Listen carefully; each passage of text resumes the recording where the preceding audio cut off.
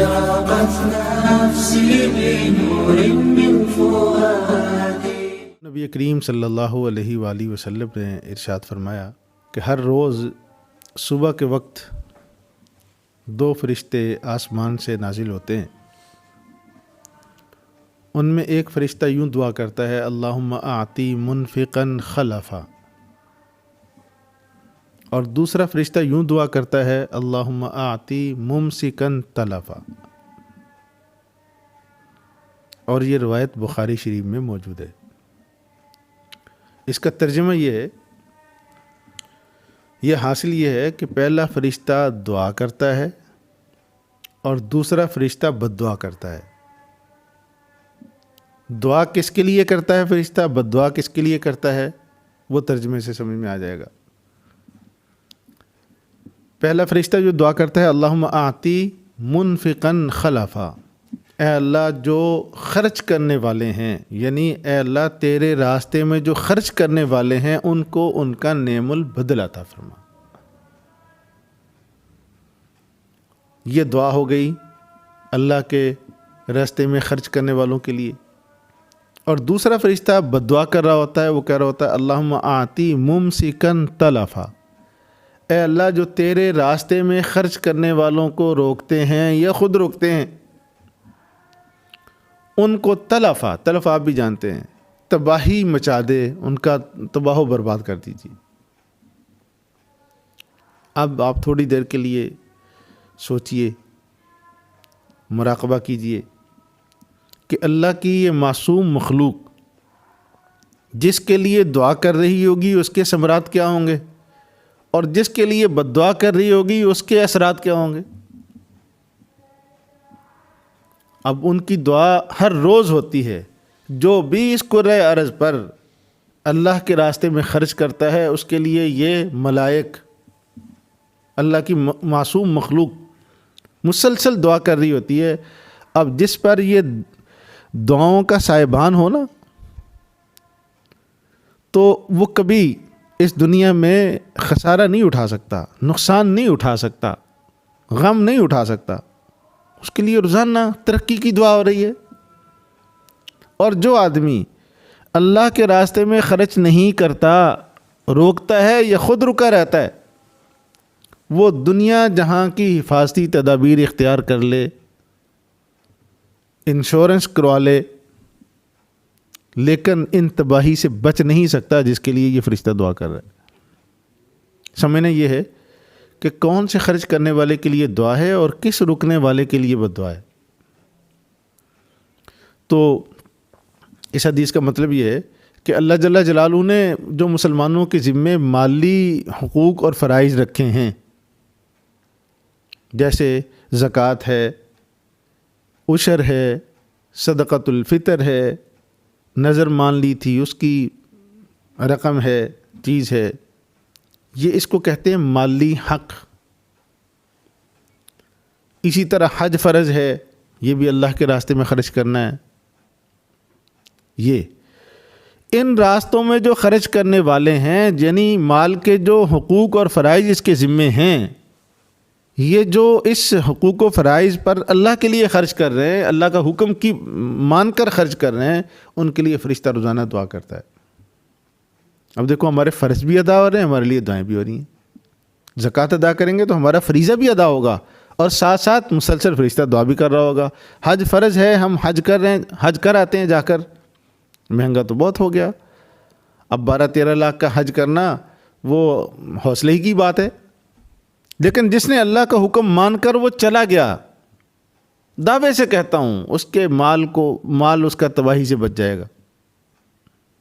اور اگر کوئی انسان اس کو بچا کے رکھتا ہے، روکتا ہے یا رکا رہتا ہے، یعنی جو یہ فرائض ادا نہیں کرتے وہ ممسک ہیں، روک رہے ہیں، وہ حج فرض ہے اس لیے نہیں کرتے بچوں کی شادی کرنی ہے، اس لیے نہیں کرتے جی بچیوں کی شادی کرنی ہے، اس لیے نہیں کرتے کہ ابھی مکان بنانا ہے، اس لیے نہیں کرتے کہ ابھی کاروبار کو اور ایک برانچ کھولنی ہے، جی اس کاروبار کو اور توسیع دینی ہے، وہ رکا ہوا ہے۔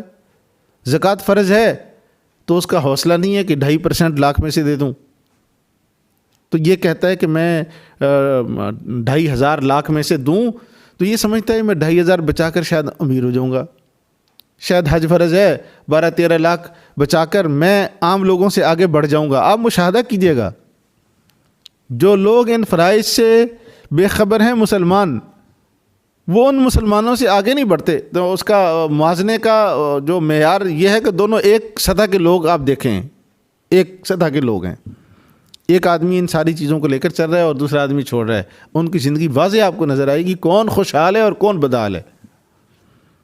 ایک نہیں ہے کہ ایک آپ غریب آدمی چنیں، ممکن ہے یہ وہ غریب ہو جس کے والدین ہمیشہ وہ ان فرائض و واجبات کے تارک تھے، انہوں نے یہ ادا نہیں کیے تھے، تو آج ان کے خاندانوں میں فقر آیا۔ جو خاندان اس کا اہتمام کرتے ہیں، یاد رکھو اس کی نسلیں غریب نہیں ہوتی پھر۔ تو یہ معمولی فریضے نہیں ہیں۔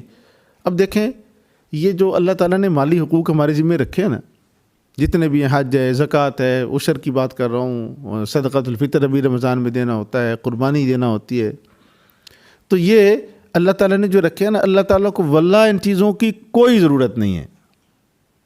یعنی اللہ کے ہاں مچھر کے پر جتنی بھی ان کی قیمت نہیں ہے۔ یہ ملحد لوگ ہیں نا آج کل، الہاد جہاں سے، تو اس طرح کی باتیں پھیلاتے ہیں، دیکھو جی یہ کہتے ہیں جی آپ یہ دو، اللہ تعالیٰ کو ان چیزوں کی کیا ضرورت ہے جی؟ اللہ تعالیٰ کو واقعی کسی چیز کی ضرورت نہیں ہے۔ جس کے خزانے بھرے ہوئے ہیں سونے سے، چاندی سے، جناب روپوں سے، پیسوں سے، ہر چیز دنیا میں جو نعمت نظر آتی ہے انہی کے خزانے سے آ رہی ہے، پھر ان کو کیا ضرورت ہے ان چیزوں کی؟ ان کو ضرورت نہیں ہے۔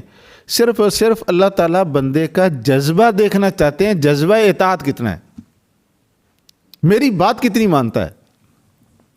میں اس کی مثال دیا کرتا ہوں، جیسے وہ ایک بچہ اور ابا، ایک ابا ہے سیٹھ ہے، ہمارے پنجاب میں چودھری ہے، کراچی کا سیٹھ ہوتا ہے، پنجاب کا چودھری ہوتا ہے جی، تو وہ اس کے ہر طرح کے اس کے خزانے اس کے پاس موجود ہیں، بھرے ہوئے ہیں اس کے لبالب جو ہے نا خزانے۔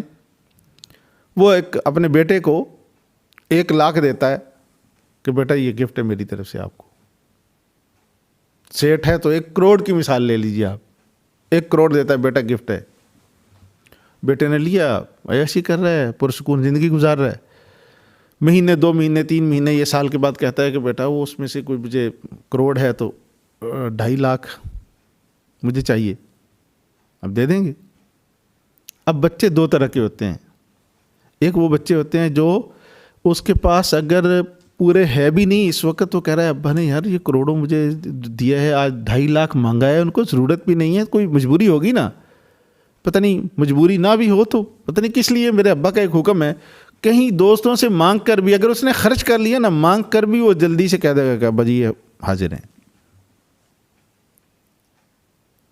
اور دوسرا بندہ وہ ہوتا ہے کہ اس کے پاس پڑے بھی ہیں اکاؤنٹ میں، دوسرا بچہ وہ ہوتا ہے، ابا کہے گا مجھے پیسے چاہیے، اب جو بہانے شروع کرے گا نا، ابا میں تو ابھی بجلی کا بل دینا ہے، اس کے پیسے نہیں ہیں، وہ بچے کی دعا لینی ہے، بچے کی فیسیں دینی ہیں، اور میرا تو فلانا بچی جوان ہو رہی ہے اس کی شادی کرنی ہے، ابھی میرے بہت سارے کام ہیں، میں بڑی مجبوری ہے، میں کچھ کرتا ہوں۔ اب یہ ابا کو اس کی صورتحال پتہ ہے، اب ابا کے سامنے یہ 2 بچے، پہلا بچہ اور یہ، اب اس کو عرف میں کیا کہیں گے؟ پہلے بچے کو اچھا بچہ، دوسرے بچے کو گندا بچہ، ایسے ہی کہتے ہیں نا۔ پہلا کہ اس کے پاس تھے یا نہیں تھے، ابا کا حکم آیا سر آنکھوں پر اور اس نے دوستوں سے مانگ تانگ کر بھی اس کو پورے کر دیے۔ اب جس کے خزانے بھرے ہوئے تھے ابا کے، اب اس کو پتہ ہے کہ ابا کو ان چیزوں کی ضرورت نہیں ہے، ابھی لیے ہیں بعد میں دے دے گا، تو لازماً ہے کہ ابا اس کو کیا کرے گا۔ اب اس کے ابا کے جذبات دیکھیے، صرف یہ دیکھنا چاہتا تھا کہ میرے بیٹے میں جذبہ اطاعت کتنا ہے۔ اب خوشی میں آ کر اس 2.5 لاکھ کو وہ پھر 10 سے ضرب دے کر شاید واپس کر دے کہ مجھے بیٹا ضرورت نہیں تھی۔ آپ چھوٹے بچے کی مثال لے لیں، آپ اس کو 20 روپے دیتے ہیں، بعد میں کہتا ہے نا مجھے دے دو 10 روپے۔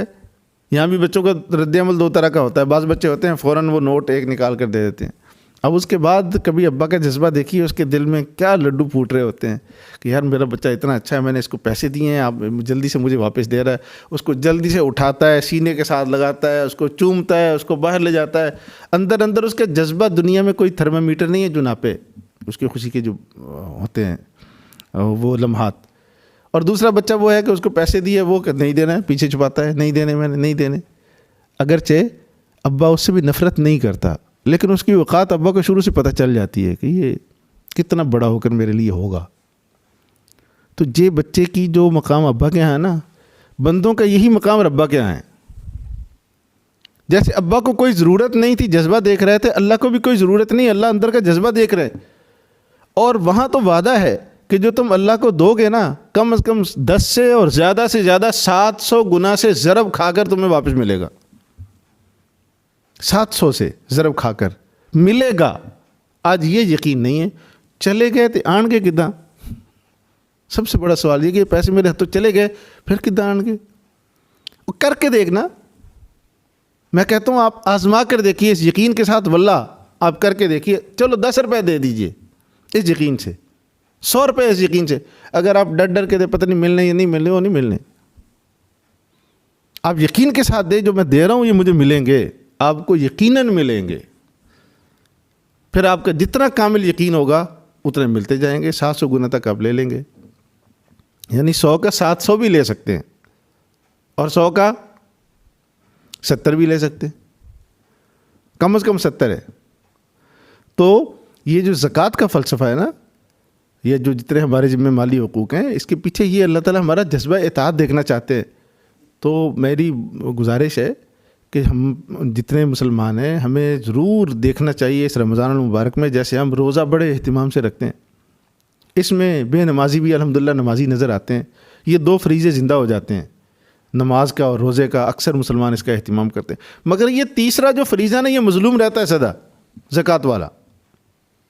یہ اس کے اندر بھی کسی کی آنکھ نہیں کھلتی کہ جی زکوٰۃ بھی کوئی ہے. اگرچہ اہتمام کرتے ہیں مسلمان، میں بات اکثریت کی کر رہا ہوں، تو جن کی ابھی تک توجہ اس طرف نہیں ہے نا، وہ اس طرف بھی توجہ کریں اور چین کی زندگی جئیں، سکون کی زندگی جئیں، راحت کی زندگی جئیں. یہ فرائض ادا کرنے کے بعد جو اطمینان سکون آپ کو نصیب ہوگا نا، یہ پیسے دبا کر آپ کو اطمینان سکون چین نصیب نہیں ہو سکتا. اللہ تعالیٰ ہمیں یہ حکمت سمجھنے کی اور پھر اس پر عمل کرنے کی توفیق نصیب فرمائے.